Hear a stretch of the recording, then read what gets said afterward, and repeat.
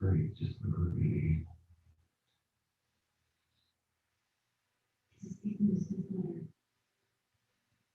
Senior patient security.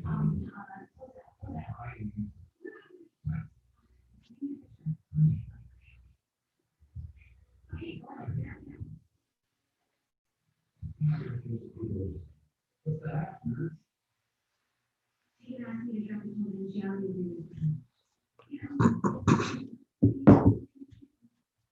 I'm sorry.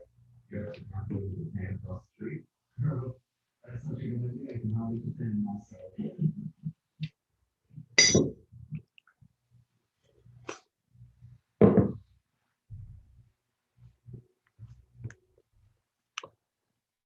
The other two,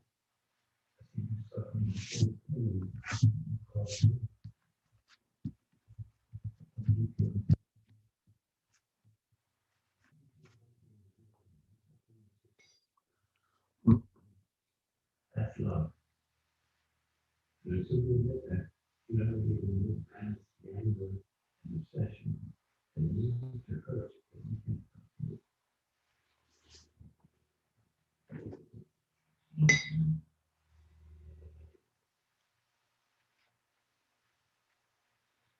Okay. Hi.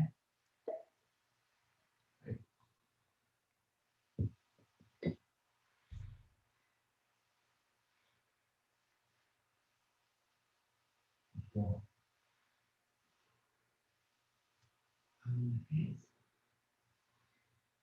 doctors should be treating them. You have all the profession.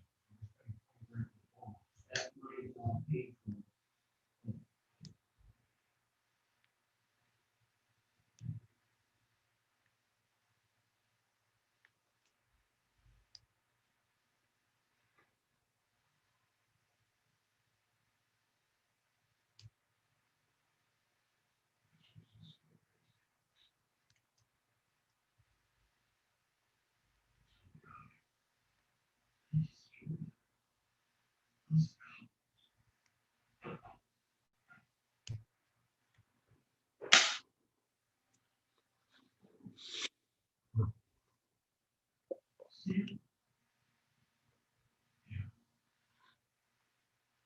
Understand.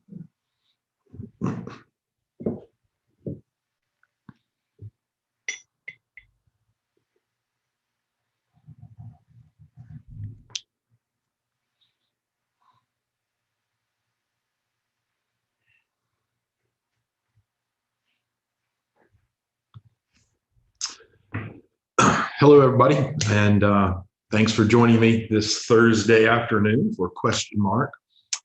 Certainly has been challenging times since we last worked together in terms of everything that's been going on in the U.S.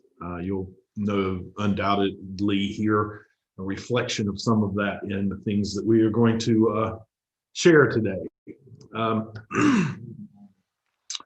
I'm going to open with a reading from a public speech that was given in 1964. It's important to remember this is 1964 as you hear it and think of where we are now compared to what was being addressed then.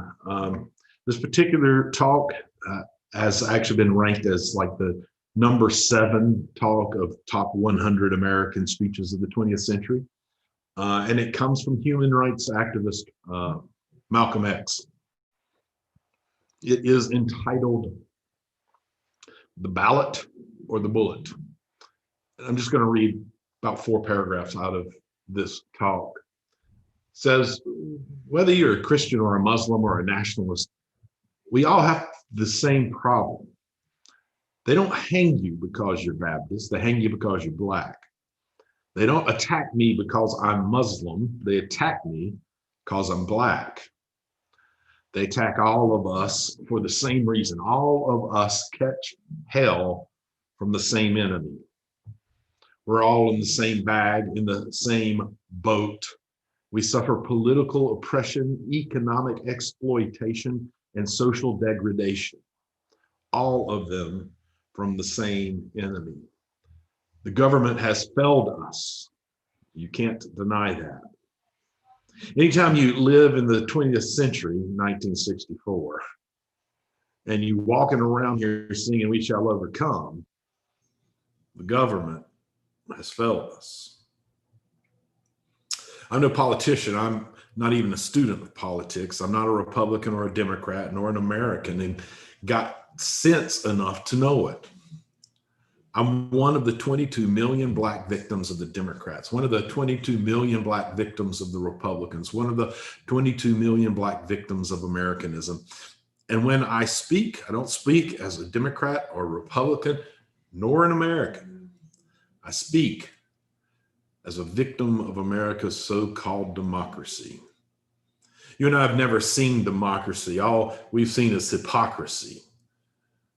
When we open our eyes today and look around America, we see America not through the eyes of someone who has enjoyed the fruits of Americanism. We see America through the eyes of someone who has been the victim of Americanism. We don't see any American dream. We've experienced only the American nightmare. We haven't benefited from America's democracy. We've only experienced the American nightmare. We've only suffered from America's hypocrisy. And the generation that's coming up now can see it, and they're not afraid to say it.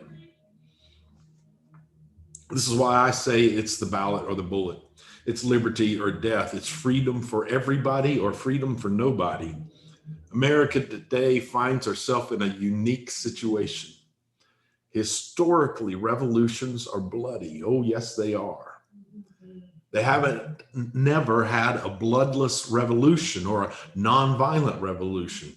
That don't even happen in Hollywood. You don't have to have a revolution in which you love your enemy. And you don't have a revolution in which you're begging the system of exploitation to integrate you into it. Revolutions overturn systems. Revolutions destroy systems. A revolution is bloody, but America is in a unique position. She's the only country in history in a position actually to become involved in a bloodless revolution. The Russian Revolution was bloody. Chinese Revolution was bloody. French Revolution was bloody. Cuban Revolution was bloody. And there was nothing more bloody than the American Revolution. But today, this country can become involved in a revolution that won't take bloodshed. All she's got to do is give the Black man in this country everything that's due him. Everything. I wanted to share that in part because it's 1964 and how true it all still rings. And also the fact that, there's notes of hope in his writing, talking about the next generation sees it and aren't afraid to say it. And that's, we can have a revolution, but keep in mind, 1964. We certainly can have a non-bloody revolution. But I think when you listen to where he said we were at that point and where we are now, it's pretty clear there's been no revolution. The system's really good at making us feel like we're doing something, even when we clearly are not making progress of any sort. Little victories here and there can make us feel like we're heading in the right direction, but the reality is the system's stacked against people of color. The system's designed that way. It gives just enough, but it never actually changes. And the political reality of our current situation is that we have a president who is already working at trying to undermine the democratic progress of a nation, of how it's supposed to operate, which is what dictators always do, is try to remove any form of democracy. So anyway, I felt like that was an important reading. Most of us aren't familiar with that reading, even though it's in the top 10 of the 100 most important speeches in the 20th century. So I'm going to leave it there for now.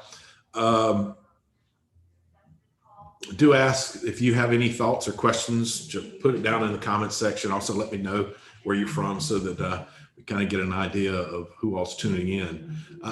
The question and answer section today had some great questions, and I don't know that I have any great answers.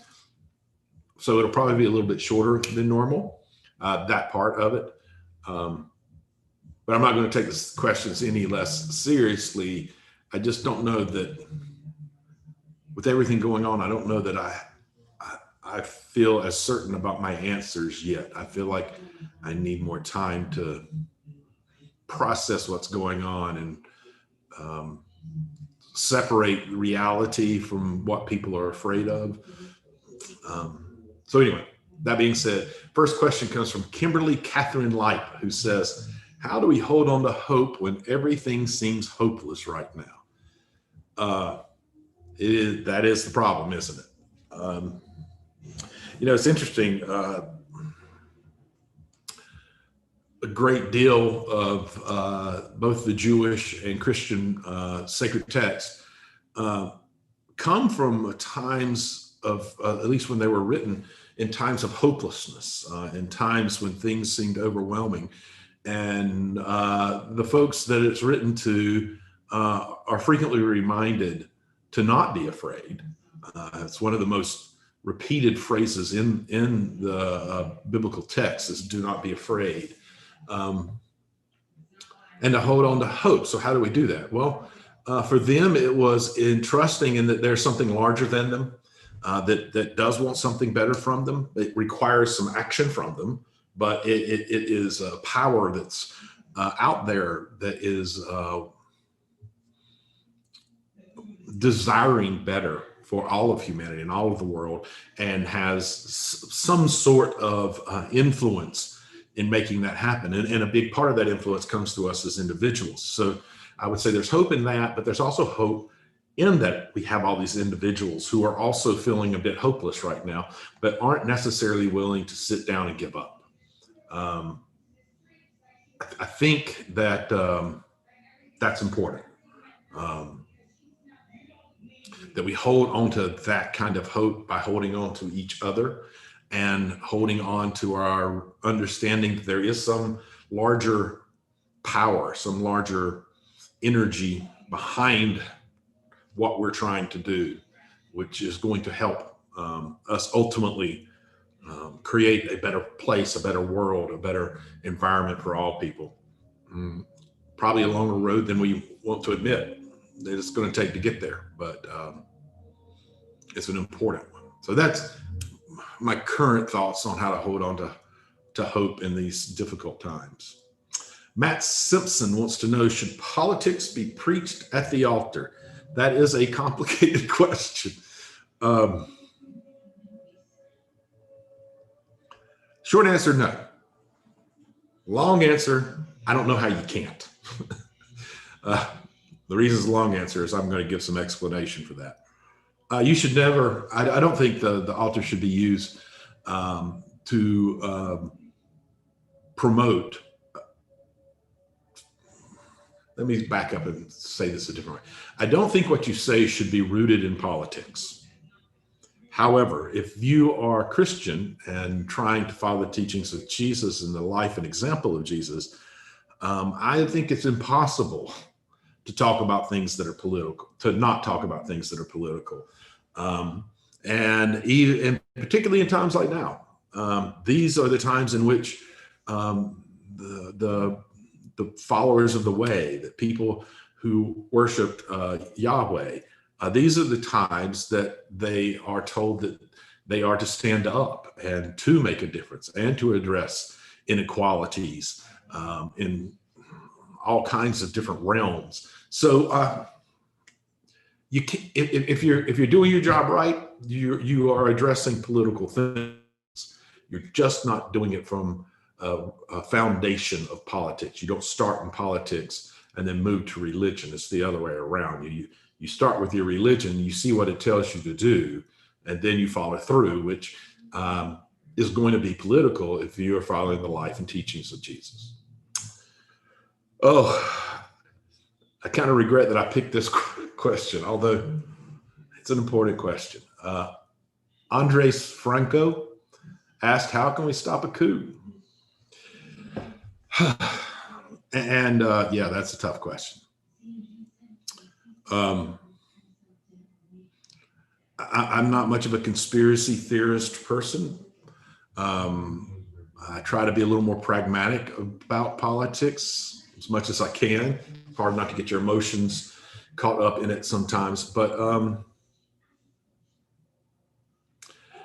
the question of a coup, I think what we have seen from what they've tried to do, the Trump administration's tried to do with the United States Postal Service, some of the early signs that we're seeing about how they are dealing with local elections, from trying to encourage militia to come out and intimidate people, to the newest move of trying to circumnavigate the democratic system by kind of hijacking electoral votes in swing states. And here in North Carolina, we've already seen the early indications as some Republicans, after the day before, voting all across the board in favor of a particular item related to the elections, all the Republicans resigned the next day, which is strange enough on its own, but combine that with the national news that Trump's administration is looking for ways to circumnavigate the whole system, makes you wonder, like here in North Carolina, if they're not trying to set it up so that the election board looks like it's completely nonpartisan. So how do we assume that that's happening? And we have enough information that it very well could be. How do we stop it? At least in terms of my knowledge of history, it's only stopped by massive responses from the everyday citizen. We're talking millions of people on the streets protesting for weeks on end. We can do things before that to try to prevent the coup from happening. In terms of speaking out and talking to our local representatives as well as our national representatives as we see things happening that should not happen in a democracy. We can certainly do that. But if the administration's attempts are successful, we will need a coup of some sort. And that's done, like I said, it's done in mass numbers. We're lucky that we have social media. There's lots of groups out there who have gotten very good at rallying people behind a unifying political perspective and moving us to the streets. And we have seen some changes. We've got a long way to go to get the changes we need. That's my first thoughts. My question is, will we have the commitment? Will we have the numbers? Will folks, can we shake people from their complacency of their somewhat comfortable lives to do that? I hope so. I think so. I know I'll be out there. If it gets to that point, I will be out there, and I will be gladly bringing as many people with me as possible. I'm going to close with a meditation of prayer. This one's a particular one is a prayer that I wrote, I think in 2014, as we were coming up on elections. I have edited this one It's got parts that are taken out and some parts that, as my theology has changed, are slightly reworded. As I say, if your theology is the same as it was 10 years ago, you're not trying hard enough. I'd even say if it's the same as it was a year ago, a month ago, a day ago, you're not taking it seriously enough.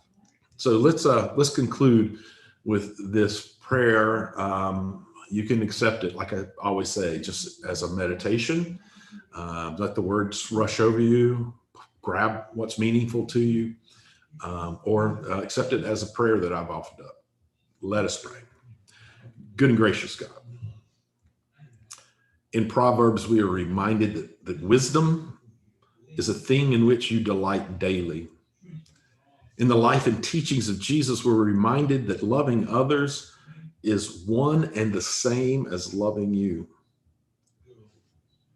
As we as a nation who boldly proclaims across the face of our currency that in God we trust, as we approach yet another election cycle, we ask that we might be inspired with the deep-seated desire to delight in wisdom rather than focus on party lines.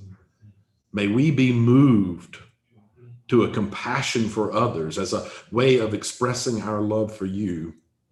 May our hearts and minds teach our eyes to see the voting booth as a way to express our undying devotion to a better world, a world less cluttered with the unnecessary pitfalls of the powerful, a world less littered with the entrapments of consumeristic competition, a world less defaced with the bastardization of the beautiful diversity your creation contains. May we be moved into action. May we be knocked out of our sometimes overly complacent perspectives of the importance of an individual vote. May we be compelled towards a fully engaged electorate who demands an equal engagement from those elected. May we never forget that the voting booth and an active electorate are our first line of defense. In a nation that has created people out of corporations and voice out of our dollar bills, remind us that for now, our Declaration of Independence and our Constitution still tip the balance of power to we, the people. May we wield that power with grace and love and biblical justice based in equality. But may we wield it boldly, assertively, and on behalf of all people. May we do so in numbers so massive that our voices be heard, and in standing up, may we alter the course of this great nation, reestablishing the pursuit of life, liberty, and happiness for all, rather than solely for the powerful. May we be part of the voices in the wilderness that the United States has become. May we be the ones proclaiming a higher way where all flesh may know that it is valued, it is cared for, and it is loved. Amen. As always, I do appreciate you joining me on these Thursday afternoons, kind of spiritual, political reflection time together. Also, if you would leave your locations in the comment section, it's always interesting for us all to see. Until then, I would just want to say to each of you,